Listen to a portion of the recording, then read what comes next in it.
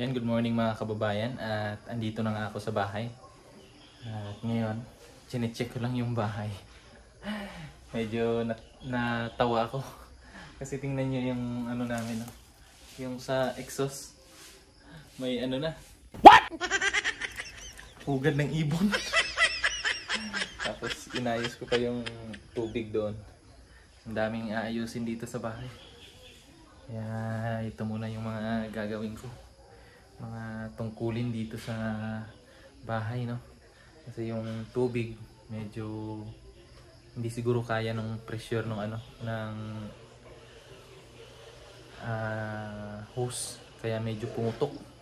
Kaya ayusin ko pa yun. Mamaya bibilhan ko yun ng parang elbow niya para maayos ko yun. Tapos etong ano, exhaust nga, lilinisan ko pa yan ngayon.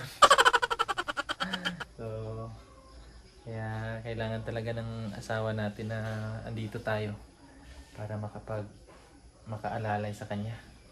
Kasi yung mga ganitong gawain, dapat ako yung gumagawa talaga ng mga ganitong gawain. So ang gawin natin ngayon, magluto muna ako ng aming agahan. Kasi si Mrs. tulog pa. So let's go!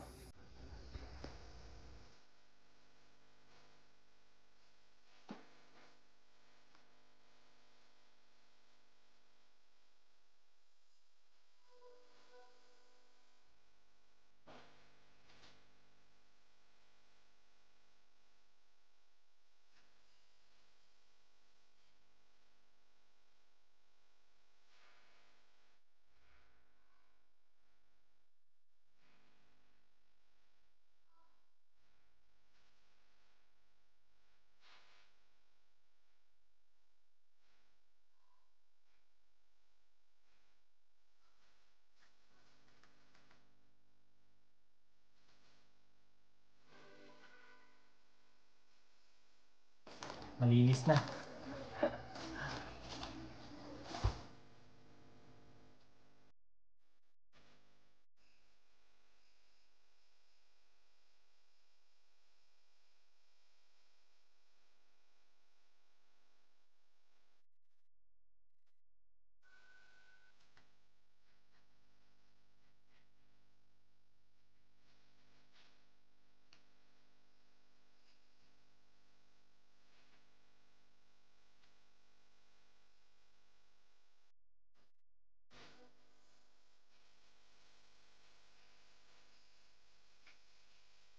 So ayan mga kababayan, at malinis ko na. So ang gagawin ko na lang, yung doon sa labas ng butas na yan, lalagyan ko siya ng parang screen para hindi na makapasok yung ibon. Kasi gagawa na naman yun ng ano dyan ng pugad. Meanwhile, At nakapagluto na ako na aming ulam. Ito lang yung ulam namin, pinirito. So mamaya siguro magsasabaw ako ng isda. O ayan, andyan na yung pamangkin ko. Ano dala mo? Tangat. Tanglad? May dalang tanglad. So kain muna kami mga kababayan para sa may lakas tayo sa buong araw. Yan si Mrs. Kagigising lang. So kain muna. meanwhile, So ito na nga po, at pagkatapos po naming kumain, diretso na ako dito sa likod ng bahay kasi ginawan ko ng kanal para po dun sa mga tubig na galing po sa banyo. Kasi may PVC po dyan at dyan yun lalabas. Ang nangyari dyan mga kababayan, napuno ng lupa gawa ng palaging umuulan dito sa Davao . So napuno yung ginawa kong kanal nung nasa Pilipinas pa ako. So ang nangyari, tambak ang lupa. So hindi makakalabas yung tubig galing sa banyo. Bumabalik lang sa banyo. Yan yung una nating aaksyonan sa pagdating ko dito sa bahay. Pero marami pa tayong kailangang gawin. Marami pa tayong kailangang asikasuhin. Pero sa ngayon, eto na muna kasi medyo medyo hassle. Pag naliligo, matagal na di-drain yung tubig doon sa banyo. Kaya eto muna yung asikasuhin ko.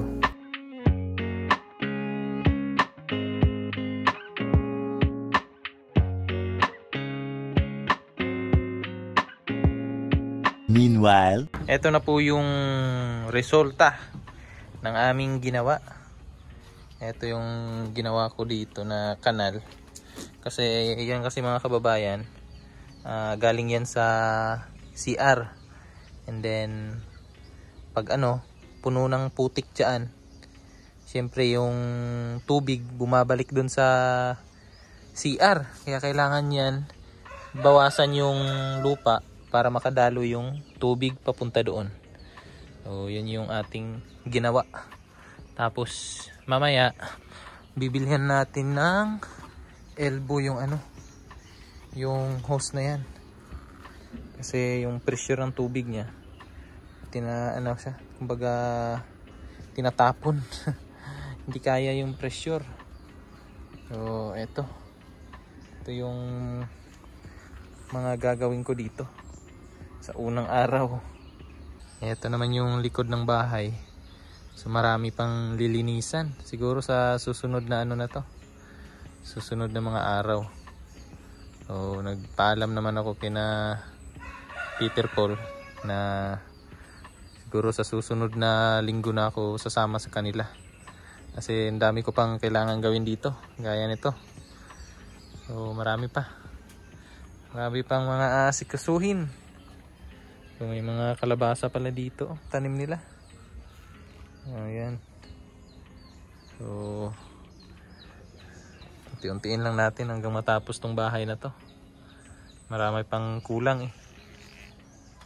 Kaya sa mga nagtatanong dyan about sa kung may ipon ba ako, ito po, ito yung sagot.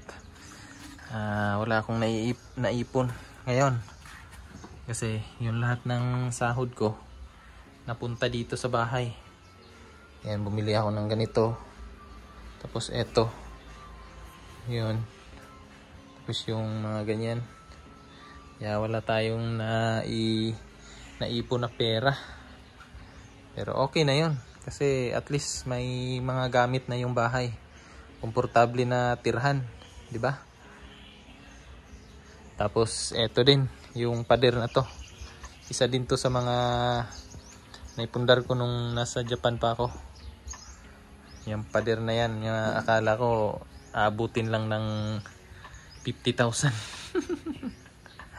Pero ayun, ang laki ng inabot. So, sige lang, kulang pa yan ng gate. Wala pang gate. Sa susunod na siguro pag may na naman, may budget na. Sa ngayon ganyan na lang muna yan. So yun po, yun yung mga naipundar ko sa pagtatrabaho dun sa Japan. Yung mga yan, hindi pa yan tapos. Marami pang kailangan tapusin dyan. Yan siguro papalitan ko pa yan ng kasi pag kahoy kasi parang madali masira eh. Kaya papapalitan ko yan. So marami pang kailangan gawin dito sa bahay.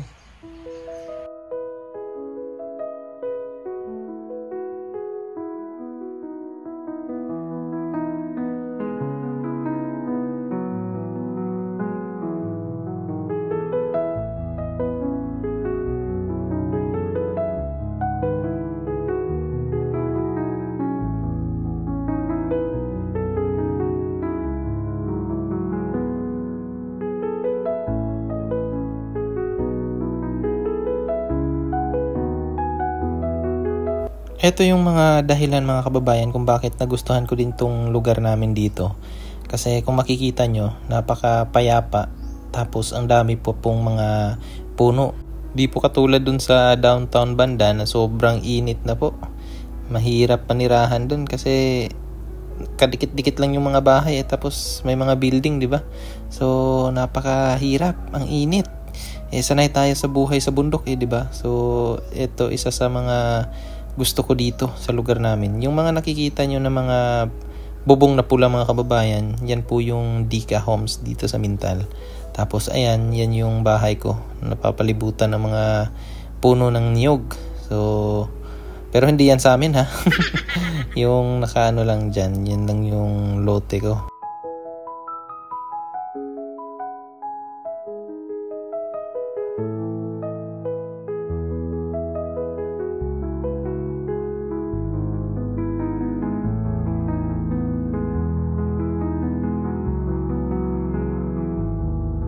Okay mga kababayan, repair na natin tong sira dito sa likod. Subukan natin kung makaya nating i-repair. Meanwhile, So yun mga kababayan, ang nangyari hindi pala pwede. Kasi yung nangyari kasi mga kababayan, ito yung papunta dito, ano siya, yung puti na ano, anong tawag dyan, nakalimutan ko, na pipe. Tapos hindi siya pwede kasi ito yung elbow niya. So kailangan namin yan initin para madikit siya ng maayos. Siguro nung nakaraan na pagkabit nila niyan, hindi masyadong nainitan or hindi masyadong nadikit. Kaya yan, so kailangan natin yan baklasin. Tapos alanganin na sa oras. Kaya siguro next time na lang yan. Ang gagawin ko na lang ngayon, papalitan ko na lang muna yung sa ano namin, sa lababo. Ay hindi, sa anidoro. Yung bidet ba yun? Or basta yung sa pag nag ano kayo, nag CR, may parang shower, ganoon. So yun muna yung ayusin natin. So, tara. So ito mga kababayan, ito yung sinasabi ko sa inyo na hindi na gumagana. Wala na. So papalitan natin siya ng bago. May nabili ako. So ito, kakabit na lang natin siya. Mahirap po lang tools eh. Yan, ganito. Okay. So, mabilis lang to. Yung nasa likod yung medyo mahirap kasi kailangan talaga natin yung parang plancha na iinit. So, okay na. Kala mo kasi yung hose lang yung binaon nila doon. Eh, ito yung binili ko. Kaso iba pala, hindi pwede yun. Hanap ka na tayo ng iba doon.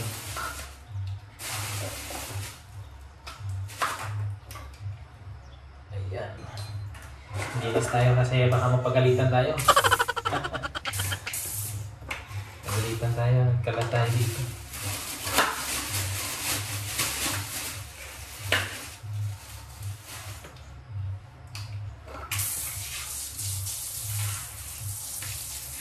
meanwhile, Yan, may isa pa pala. ayaw di ma. May isa pa nga ayusin.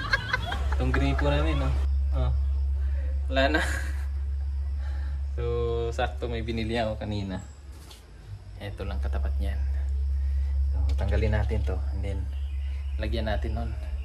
Para ayos na.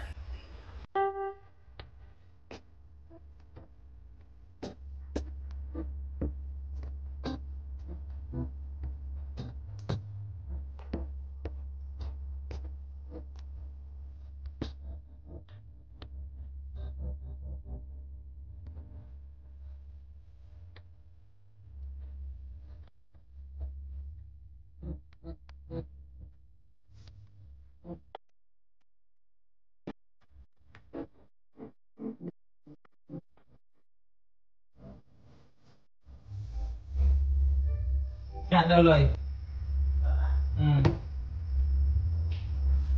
Try natin. Yan na. Tapos na. Try natin kung kumusta yung ating trabaho. Pwede na ba tayo maging tubero? Okay. Walang tagas yan. Okay. Ayos na. Success. Success yung ating ano ngayon? Yun lang. Trabaho. Oh, pero wag lang pull ha. Para di pumutok yung dun sa likod. Kasi next time na namin yun ano eh. Next time na yun ayusin pag may gamit. Kasi pag walang gamit mahirap. Imbis na maayos yung problema, baka mas lumala pa. Kasi wala tayong gamit. So yun, next time na lang. Si Mrs. oh. Ayaw niya magpasali sa video mga kababayan. Ayaw niya maging vlogger. Kumusta yung trabaho ko, ma'am? Okay ba, ma'am? Pero yung trabaho niyo dito, ma'am, wala, ma'am. Ginawa niyo ng, ano yung ibon dun? Ano? Ginawa niyo ng, ang tawag doon? Yung, Best. Bahay ng ibon. ano hindi, may ano yan, may pugad. Ginawa niyo ng pugad doon? Walang hiya kayo. Pero may kasama kang ibon. Kasamahan niya. Ay, pagtingin ko kanina mga kababayan, dapat may mga dahon dito na tuyo. Kaya sinilip ko dun sa ano. Ay, ang dami pala. Puno. Puno ng ano, ng tuyong dahon. Kaya pala, ginawan pala nila ng salad. May pet kami ibon. Ano ba yun? Pet niyo yan? Nalayas mo. Sinira ko. Pero okay na yung trabaho ko, ma'am. Pasado na ako, ma'am. Ay, okay na. Hindi na ako makatulog sa labas, ma'am. Hindi ka na babalik din Japan. Dito ka lang. Ito pala yung asawa ko, mga kababayan. No? So, nauna siyang umuwi dito ng, ano, December. December yan, di ba? January. January. January 9. Oo, nauna siya ng January 9. Kaya, sumunod lang ako. So, yun. Buti naman pasado yung mga gawa natin. Hindi tayo pababalikin ng Japan. So, okay na yung mga ginawa natin. Kanina pala nung bumili ako nung mga ginamit ko, may nakita akong langka. Nung nasa Japan pa ako, gusto ko nang kumain ng langka talaga eh. Kaya bumili ako. Yung kakainin ko siguro bukas na. Gabi na eh. Yan ang lakas ng ulan. Maulan na gabi. Ayan. So, hanggang dito na lang yung ating vlog mga kababayan. At hanggang sa susunod. At maraming salamat sa inyong panonood. At bye-bye!